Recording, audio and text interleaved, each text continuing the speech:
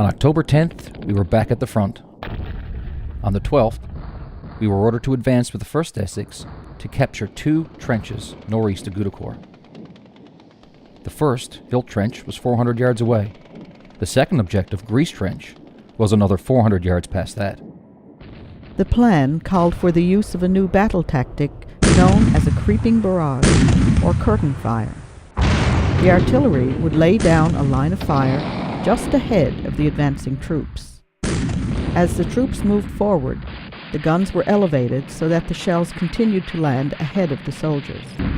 In this way, the troops could advance about 50 meters every minute. At 5 after 2 that afternoon, we went over the top. Many of us were killed or wounded before we got to our first objective. Some of the boys were even hit by our own shells. In the confusion and excitement of battle, some advanced too quickly and walked right into our own barrage. In spite of this, the plan worked, and before long, we'd made it to Hilt Trench. Then, the real fighting began. Once we got to the German trench, it was all hand-to-hand combat. For many of us, it was the first time we'd used our bayonet, and once some of the boys got the knack of it, well, it was hard to make them give it up. A few Mills bombs were used to get the Germans' attention, and their hands above their heads. By 2:30, we had control of the trench.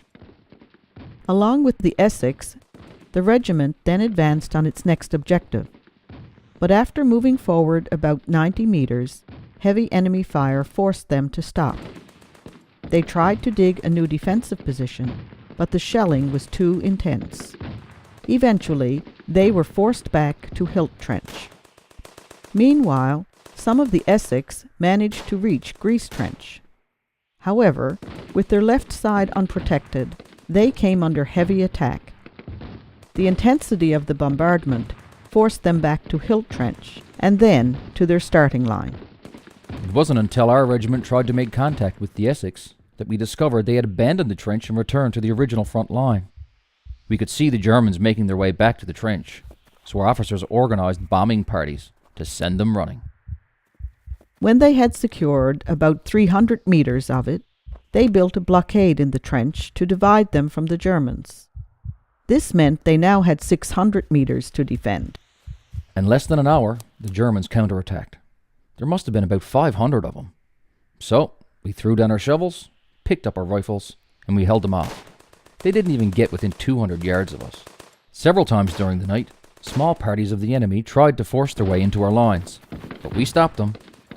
We held the trench until we were relieved at 3 o'clock the next morning. Then we marched for 2 hours back to the support trenches. We were exhausted. We grabbed a bite to eat and then slept.